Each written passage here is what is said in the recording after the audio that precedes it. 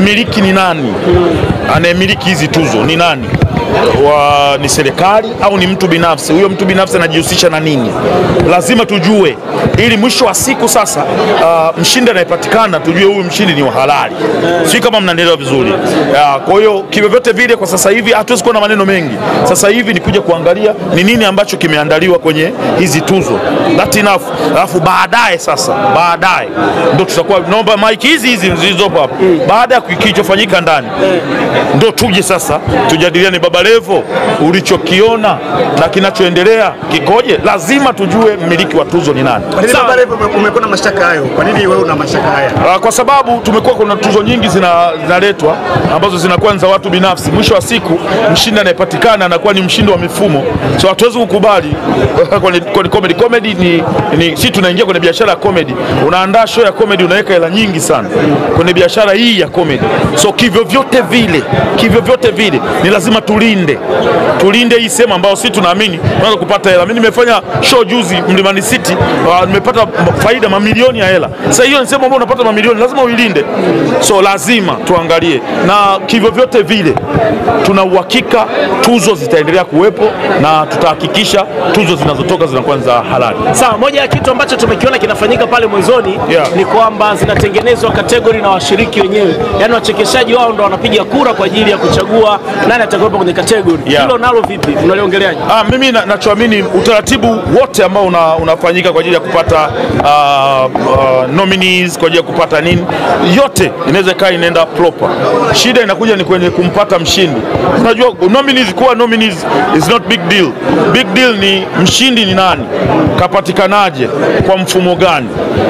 That is, na tuzo nyingi unaweza kukuta tuzo zinaanza leo, kesho zinakufa kwa sababu gani? Zinakufa kwa sababu mfumo ulotumika kuzipata hizo tuzo, mfumo ulotumika kuwapata washindi unakuwa ni mfumo wa hovyo. Na sisi tutasema kwa ukali kwa sababu unajua sisi wengine Mungu ametupa uwezo wa kutukizungumza nchi inatusikia.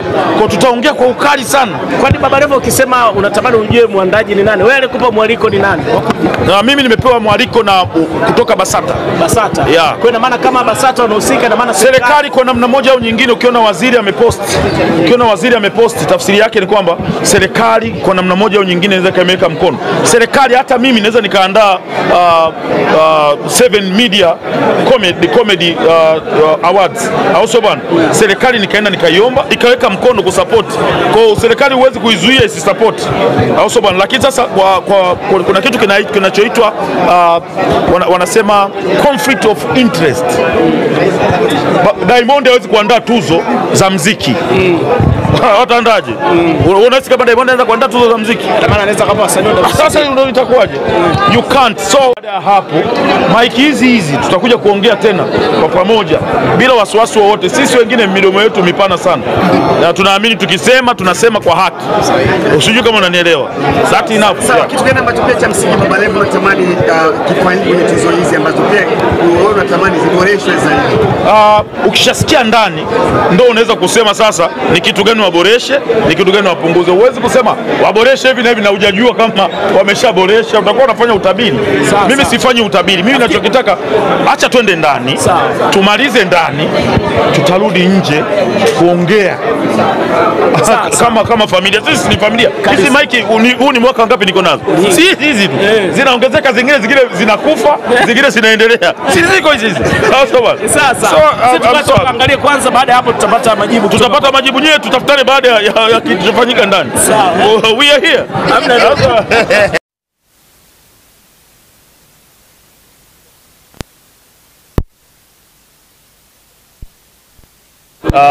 Mmiliki ni nani? Anayemiliki hizi tuzo ni nani?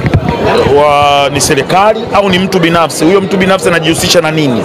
Lazima tujue, ili mwisho wa siku sasa mshindi anayepatikana tujue huyu mshindi ni wa halali.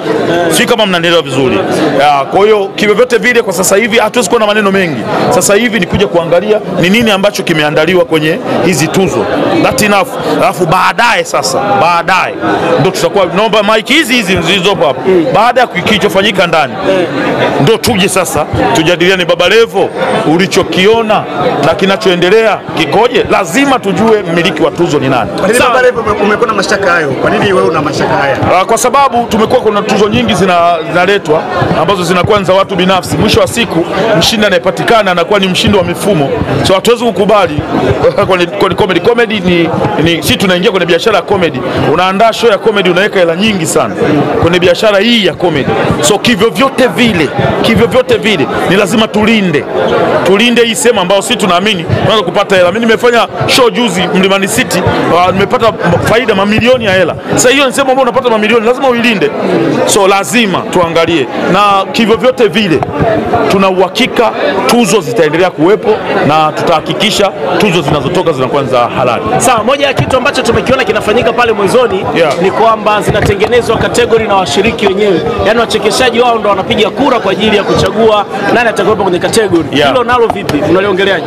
Mimi nachoamini utaratibu wote ambao unafanyika kwa ajili ya kupata nominees, kwa ajili ya kupata nini, yote inaweza kaa inaenda proper. Shida inakuja ni kwenye kumpata mshindi.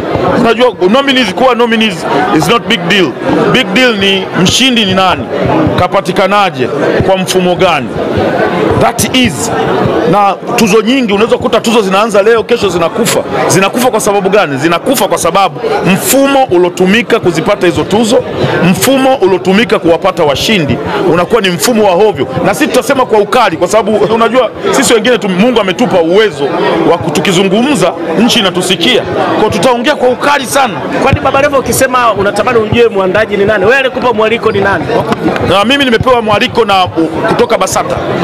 Yeah. Kwa maana kama BASATA wanahusika, na maana serikali kwa namna moja au nyingine, ukiona waziri amepost, tafsiri yake ni kwamba serikali kwa namna moja au nyingine inaweza kameweka mkono. Serikali, hata mimi naweza nikaandaa 7 media comedy awards au so bana, serikali nikaenda nikaiomba ikaweka mkono kusupport. Kwa serikali huwezi kuizuia isisupport au so bana. Lakini sasa kuna kitu kinachoitwa wanasema conflict of interest. Diamond hawezi kuandaa tuzo za muziki. Wataandaje? Unahisi kama Diamond anaweza kuandaa tuzo za muziki? Maana anaweza kama wasanii ndio. Sasa ndio itakuwaje?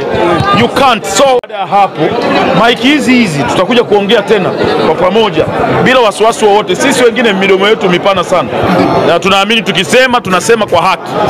Usijue kama unanielewa.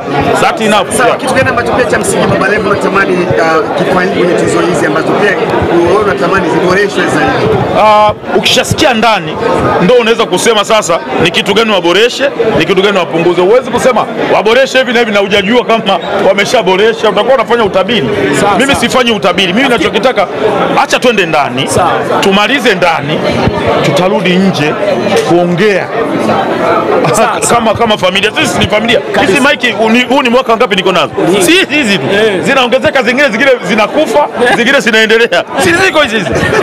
Sasa sisi tuangalie kwanza, baada ya hapo tutapata majibu nyewe, tutafutane baada ya kitu kufanyika ndani. We are here.